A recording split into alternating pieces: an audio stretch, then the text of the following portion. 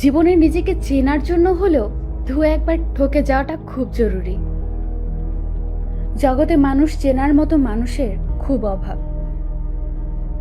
কেউ যখন নৃশংসভাবে ঠকিয়ে যাবে, এরপর একটু একটু করে নিজের প্রতি তোমার ধ্যান ধারণা বদলাতে থাকবে। শ্রাবণের আকাশে মেঘ জমলে তুমি ঠিক যেভাবে বুঝতে পারো বৃষ্টি আসছে,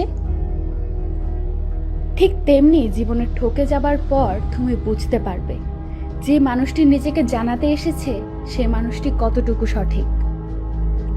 আবেগের বয়সে ঠকে যাওয়া মানুষটিকে একবার ধন্যবাদ জানিয়ে এসো, গোপনে বলে এসো সে তোমাকে শক্ত করতে সাহায্য করেছে।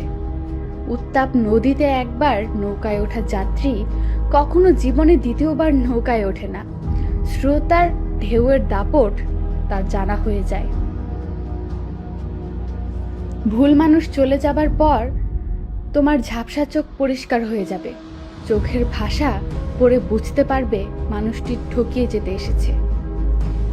মহাপ্রলয়ে ডুবে গিয়ে ফিরে আসা মাঝিটার আর ডুবে যাবার ভয় থাকে না।